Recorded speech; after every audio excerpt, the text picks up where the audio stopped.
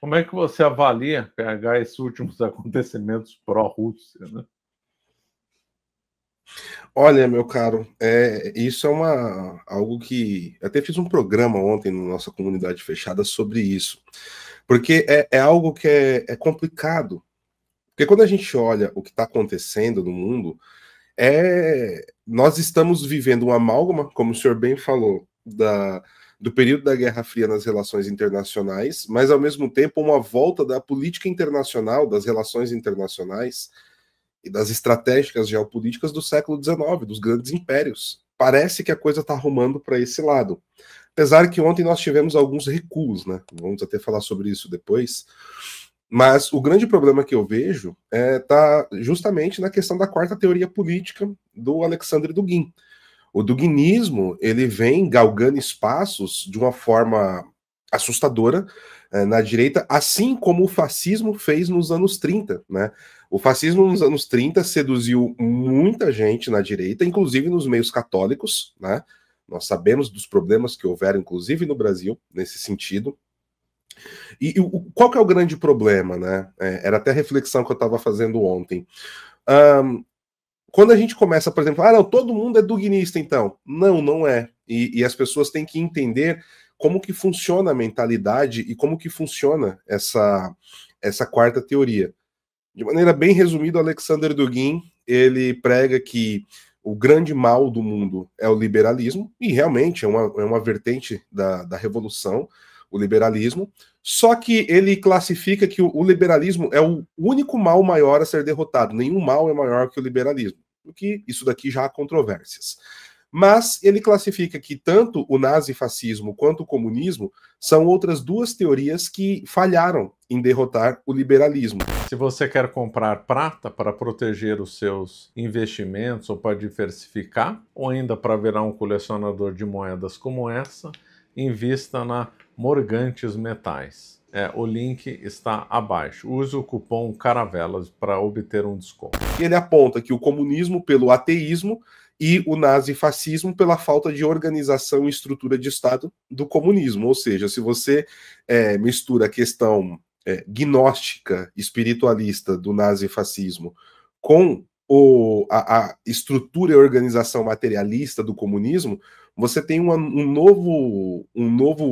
nova teoria política, que é o que ele chama de quarta teoria política, com os elementos do neo-eurasianismo e de tudo mais que ele defende, as questões de Júlio Zévola, René Guénon, todo o esoterismo oriental que ele coloca no meio disso, e ele chama isso de tradicionalismo. E aí que pega muito desavisado. E aí, globalista vira o único mal do mundo, né? Então, assim, globalismo é só uma das cabeças da hidra. Mas o globalismo vira o único mal do mundo e ele começa a apontar problemas, né, nos discursos, né, que são criados por essas pessoas, que são problemas que existem. Só que eles escondem que o tradicionalismo que eles defendem é uma solução panteísta, né? E mais do que isso, eu tenho textos aqui do Alexander Dugin no início da guerra da Ucrânia falando que aquele era o momento de fazer uma grande união islâmica ortodoxa, aqui ele não fala de cristão, ele fala uma grande união islâmica ortodoxa para derrubar o grande Satã de Roma, ou seja, o papado. Né?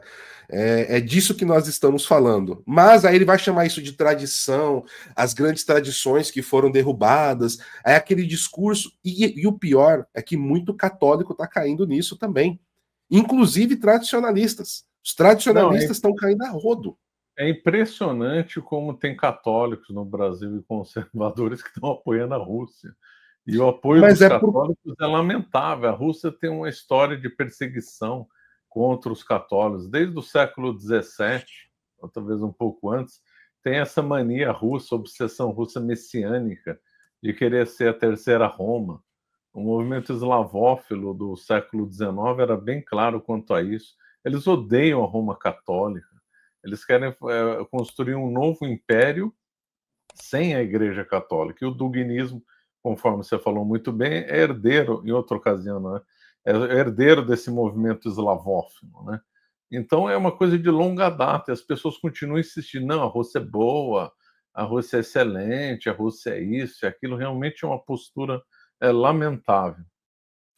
Não, e o pior é que, assim, aí alguns vão dizer, né? Os propagandistas falam, não, mas o Dugin não tem nenhuma relação com o Putin. Ele não precisa ter relação com o Putin direta. O livro, né, dos conceitos geopolíticos do Dugin, escrito no final dos anos 90, desde 2003, é material de estudo obrigatório na Academia de Oficiais Russos, ou seja, todos os militares russos seguem as ideias geopolíticas panteístas, emanentistas e tudo mais que a gente tem do Alexander Dugin. Isso está assim, cravado e carimbado no imaginário das Forças Armadas e da elite russa.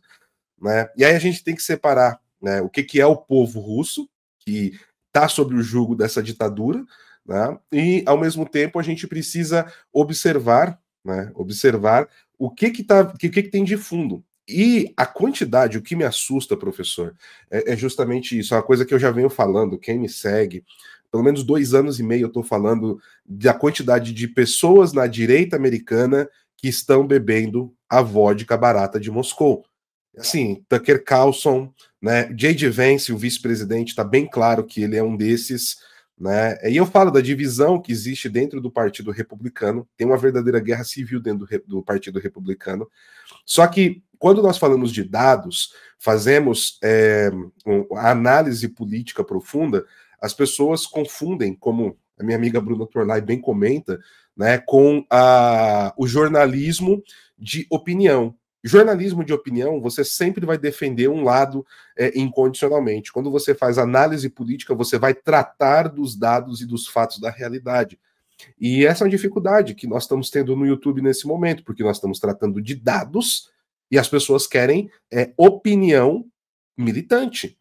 E esse é um problema muito sério. E já está acontecendo, na semana passada eu trouxe isso, alguns enfrentamentos entre o Marco Rubio, tá, que é o secretário de Estado americano, com o Elon Musk, que é outro que também está, né, envolvido em muitas dessas narrativas, mas o Elon Musk tem alguns outros motivos comerciais, né? O pessoal fala tanto de globalista, esquece que a escola e a mentalidade do Elon Musk é a mesma. Ah, PH, então você é anti-Trump? Não sou anti-Trump.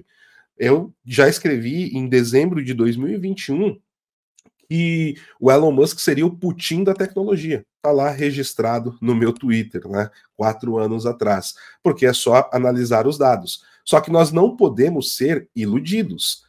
Donald Trump está tomando medidas muito boas na política interna americana, principalmente no cunho do embate cultural, né? A questão do identitarismo, combate às ideias da escola de Frankfurt, entre outras coisas, isso sem sombra de dúvida, são posições interessantes que estão acontecendo.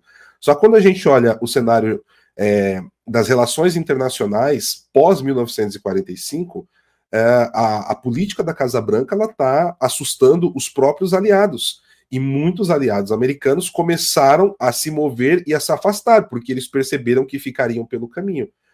Ontem nós tivemos um recuo, e isso com a mão do Marco Rubio, né? E obviamente que isso tem a aprovação do presidente americano Donald Trump, e parece que essa outra ala dentro do Partido Republicano, mais ligada ou iludida, não sei se todos são agentes, por exemplo, o Tucker Carlson, eu vejo ele como um idiota útil, ou inocente útil, como queiram chamar, não quero ofender aqui, mas o Tucker Carlson, você tem Candace Owens, o Steve Bannon, esse eu já acredito que tem a questão um pouco mais profunda, e ele vai influenciando muita gente e vai trazendo muita coisa para a própria direita brasileira aqui, né? Então, as pessoas elas ficam presas no embate à revolução, tal qual aconteceu na Guerra Civil Espanhola.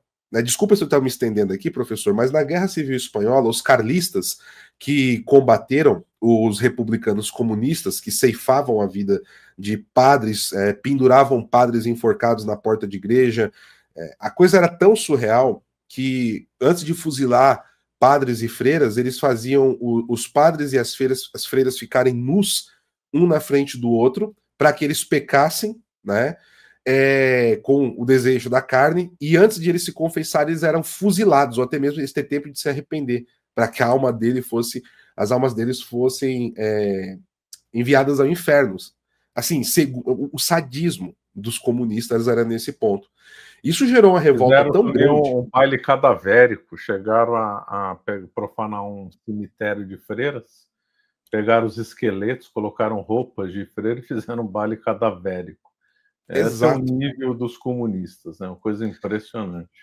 E isso levou a um ódio tão grande aos comunistas na Espanha que o Franco, apesar de ele ter tido a ajuda do Hitler militar, né, o Hitler usou a Espanha como um palco de ensaios, né, da Força Aérea principalmente.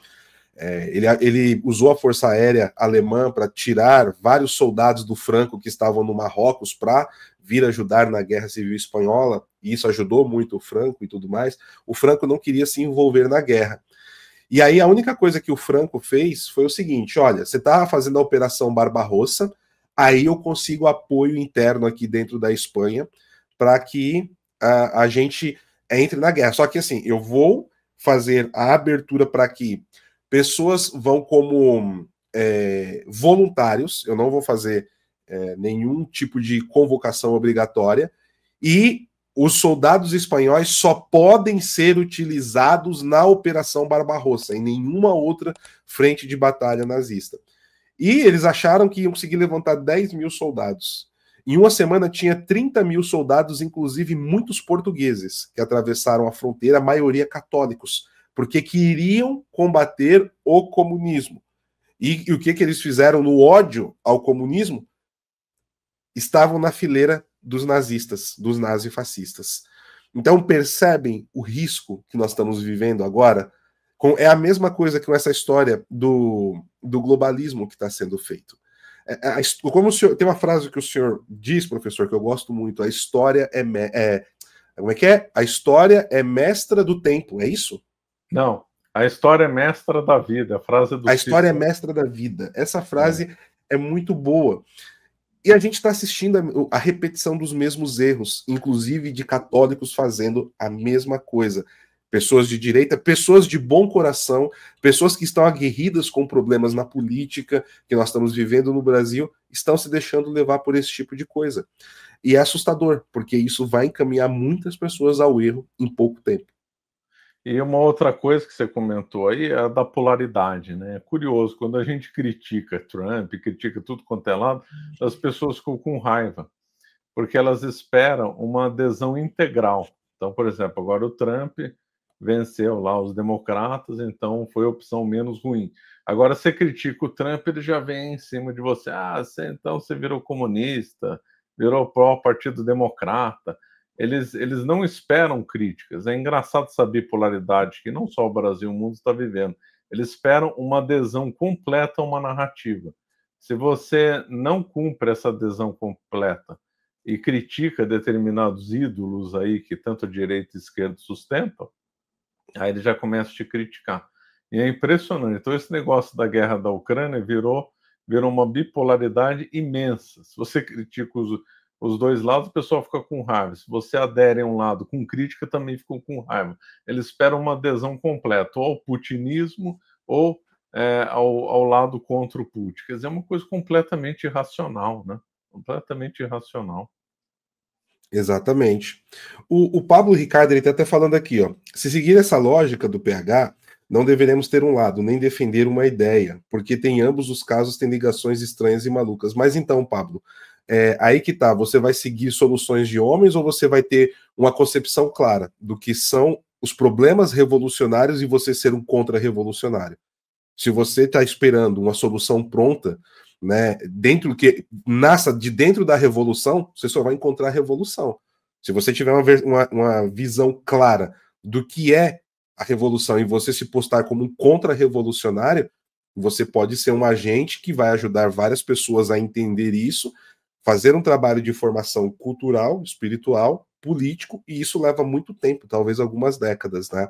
Só que as pessoas estão com pressa e querem a solução pronta. E ela não vai nascer de dentro da revolução. Entende?